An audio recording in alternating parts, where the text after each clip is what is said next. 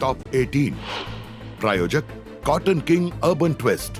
Complement तो बनता है।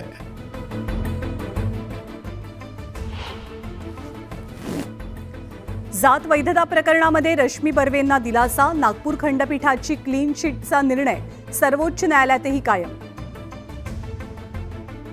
धनादेश अनादर प्रकरणी लक्ष्मण हाकेंना पंढरपूर पोलिसांकडून अटक। कोर्टाकडून हाकेंना जामीन मंजूर। मालवण पुतळा दुर्घटनेतील तिसरा आरोपी परमेश्वर यादवची पोलीस कोठडी संपली। आरोपीची न्यायालयीन कोठडीत रवानगी।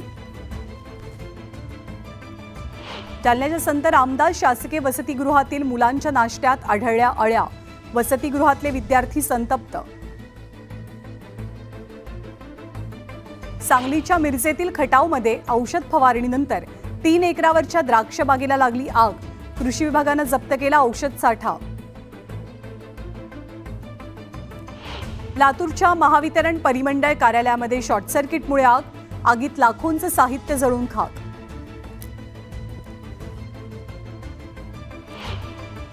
लॅपटॉपच्या गोदामात काम करणाऱ्यांनी तब्बल 280 लॅपटॉपवरती डल्ला मारला।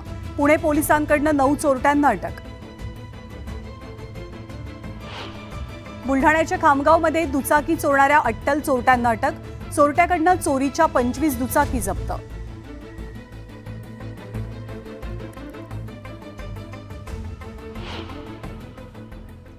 बुलेटिनमध्ये आपल्या सर्वांचं पुन्हा एकदा स्वागत। अमित शहांसंदर्भातली बातमी। अमित शहांनी महायुतीमधल्या नेत्यांना कानमंत्र दिलाय। पक्षीय मतभेद बाजूला ठेवा, बंडखोरी होणार नाही याची काळजी घ्या, असं अमित शहा म्हणाले। तसंच पक्षीय विचार टाळून जो उमेदवार विजयी होतो त्यालाच उमेदवारी द्या, अशाही सूचना अमित शहांनी केल्याचं कळतंय।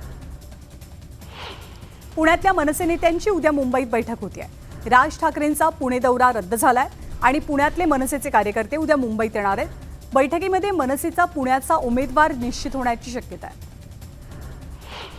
जागा वाटपाची चर्चा अंतिम टप्प्यात आलेली असून अवघ्या 30 ते 35 जागांचा तिढा शिल्लक असल्याची माहिती मुख्यमंत्री एकनाथ शिंदेंनी दिली आहे आणि येत्या 2 दिवसात पत्रकार परिषदेतनं जागा वाटप जाहीर केलं जाईल असंही त्यांनी सांगितलं। आमची बैठक झालेली आहे, जागा वाटपात कोणतीच अडचण नाही। पत्रकार परिषदेमध्ये कुणाला किती जागा मिळाल्यात हे आम्ही स्पष्ट करू, असं अजित पवारांनी म्हटलंय। पुढच्या 2 दिवसात उमेदवारी जाहीर केली जाईल। आमच्यात मतभेद नाहीत अशी प्रतिक्रिया काँग्रेसचे प्रभारी रमेश चेन्नीथलांनी दिली आहे।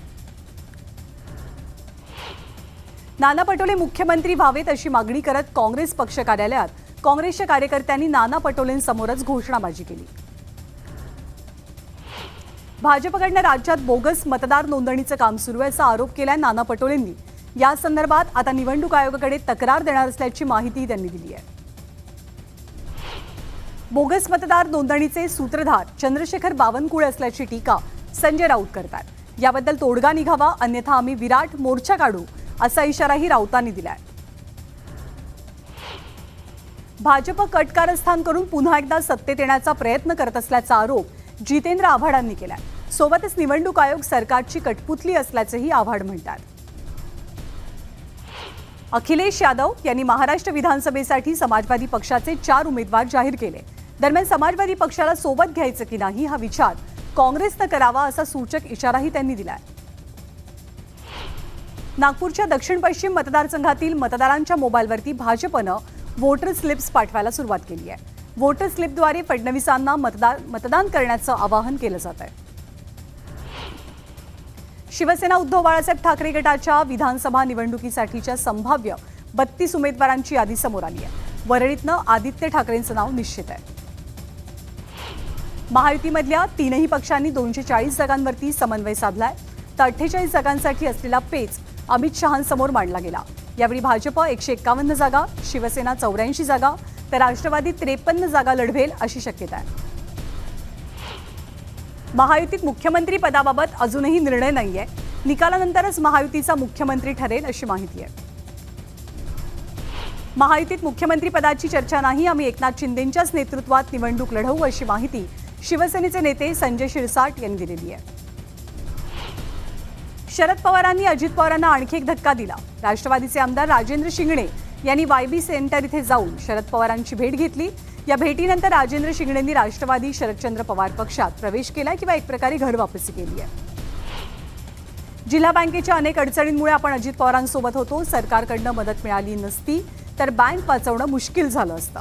पण आज महाराष्ट्राला वाचवण्याची गरज आहे. त्यासाठीच पवारांच्या पक्षात प्रवेश केल्याचं शिंगणेंनी म्हटलंय. हिरामण खोसकरांच्या इगतपुरी त्र्यंबकेश्वर मतदारसंघात अजित पवारांची सभा पार पडली. यावेळी अजित पवारांनी अप्रत्यक्षपणे खोसकरांची उमेदवारी जाहीर केली आहे. निलेश लंकेंच्या मतदारसंघात सुद्धा आज अजित पवारांची सभा होती. या सभेतनं अजित पवारांनी कार्यकर्त्यांना सज्जड दम दिला. जास्त आवाज करू नका, ज्याचा आवाज येईल त्याला तिकीट मिळणार नाही, अशी मिश्किल टिप्पणी अजित पवारांनी केली. निलेश लंकेंना तिकीट देऊन आपण आमदार केलं, पण काही माणसं मोठ्या पदावर गेल्यावर वेगळी भूमिका घेतात, त्यामुळे तुम्ही सावध राहा, असं वक्तव्य अजित पवारांनी निलेश लंकेंना संबोधून केलं. महाराष्ट्रातील विधानसभेत पहिल्या 5 आमदारांपैकी सगळ्यात जास्त मतांना निवडून येणारे बाळासाहेब थोरात असतील, असा विश्वास निलेश लंकेंनी व्यक्त केला. भाजपला आणखी एक धक्का बसलाय. रणजितसिंह मोहिते पाटलांनी आपल्या आमदारकीचा राजीनामा दिलाय. ते आता राष्ट्रवादी शरदचंद्र पवार पक्षात जातील, अशी दाट शक्यता आहे.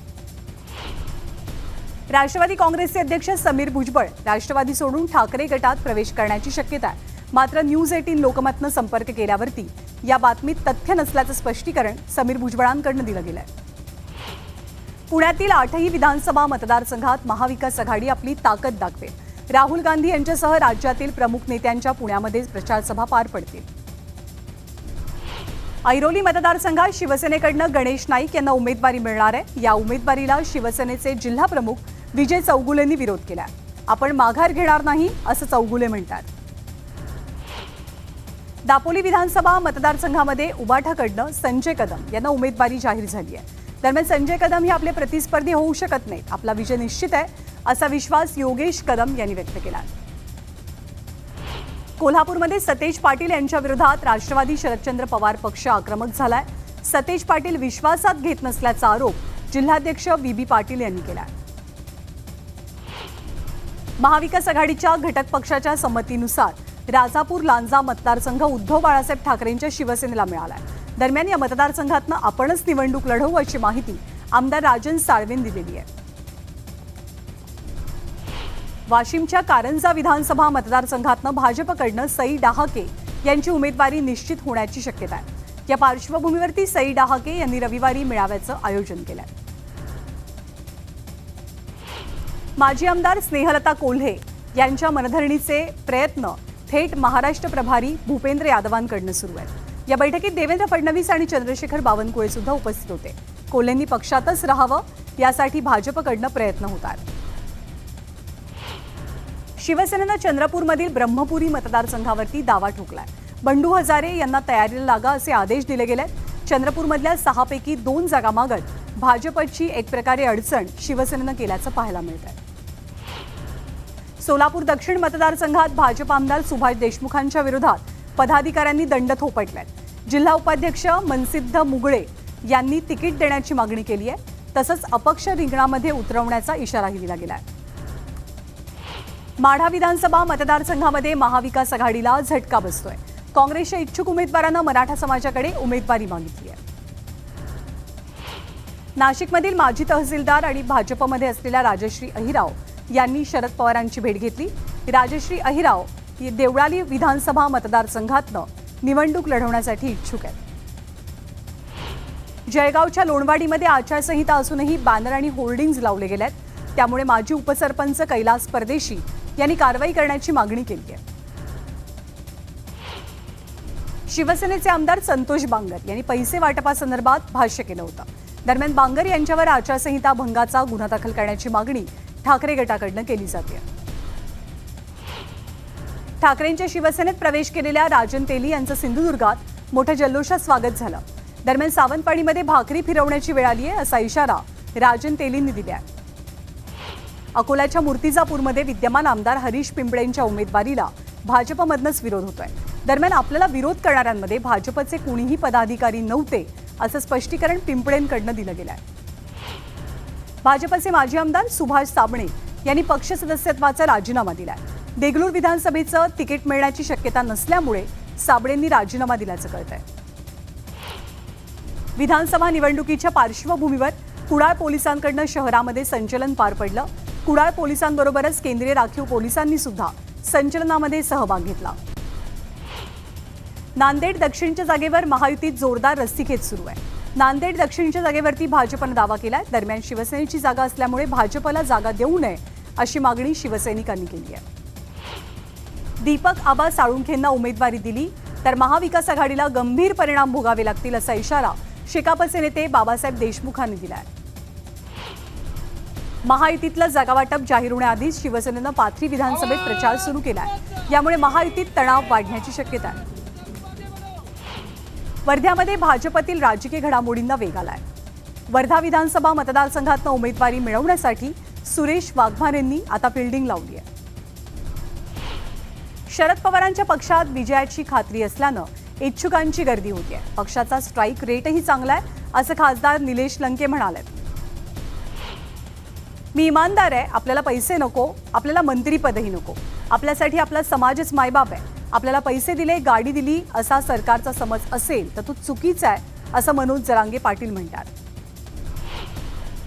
तामिळनाडूमधील VCK लिबरेशन पॅन्थर पक्ष आणि RJD महाराष्ट्र विधानसभा निवडणुकीच्या रिंगणामध्ये उतरतात. 20 मतदारसंघांमध्ये मैत्रीपूर्ण निवडणूक लढवू तर बाकी ठिकाणी महाविकास आघाडीला पाठिंबा देऊ अशी भूमिका त्यांनी घेतली आहे.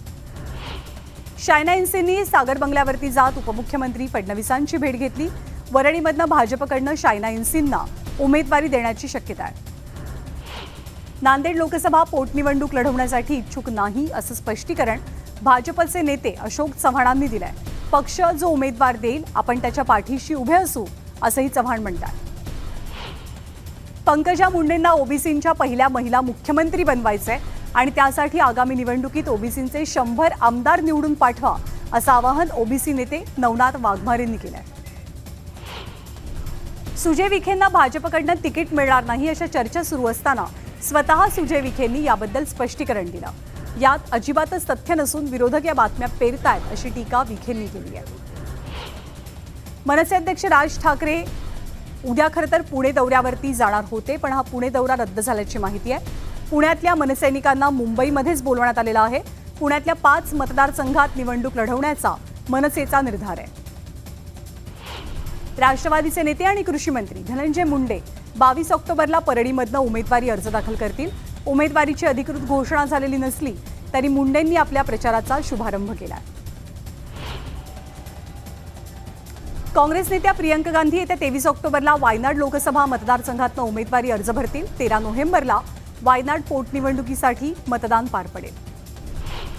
विधानसभा निवडणुकीच्या पार्श्वभूमीवर समाजवादी पक्षाचे अध्यक्ष अखिलेश यादव धुळ्याच्या दौऱ्यावर आहेत. दरम्यान यादव यांनी धुळ्यामध्ये खानदेश कुलस्वामिनी एकविरा देवीचं दर्शन घेतलं. आणि यानंतर एक मोठी बातमी आहे.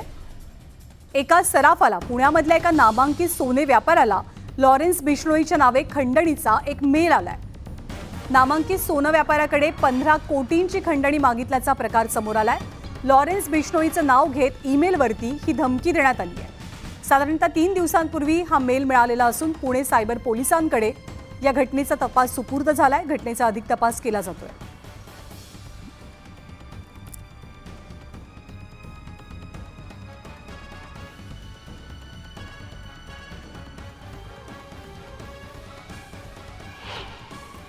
आणि यानंतर पुढची बातमी. मालवण पुतळा दुर्घटना प्रकरणातील तिसरा आरोपी परमेश्वर यादवची 3 दिवसांची पोलीस कोठडी संपली.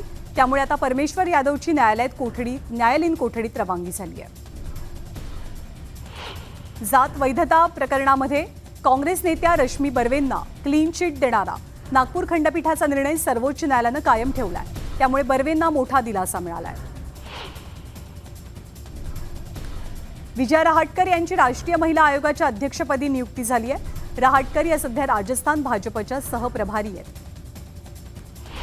धनादेश अनादर प्रकरणी ओबीसी नेते लक्ष्मण हाकेंना पंढरपूर पोलिसांनी अटक केली. दरम्यान हाकेंना कोर्टात हजर केल्यावर कोर्टानं त्यांना जामीन मंजूर केला.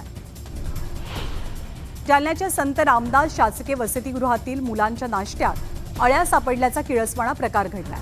वसतिगृहातील संतप्त विद्यार्थ्यांनी या प्रकरणी कारवाईची मागणी केली आहे. छत्रपती संभाजीनगरमध्ये भाजपचे प्रदेश सरचिटणीस संजय केनेकर यांच्या कार्यालयासमोर मराठा समाज बांधवांनी घोषणाबाजी केली.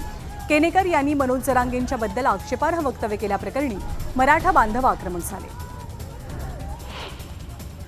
सिंधुदुर्गामधील वैद्यकीय शिक्षण देणाऱ्या एका शासकीय संस्थेतील कर्मचारी आणि तिथल्या सुरक्षा रक्षकांमध्ये मोठा वाद झाला. या वादाचं रूपांतर मारहाणीत झालं. महाराष्ट्रभरातल्या आणखी काही घडामोडी आपल्याला पाहायच्याच आहेत, पण एका छोट्याशा ब्रेकनंतर.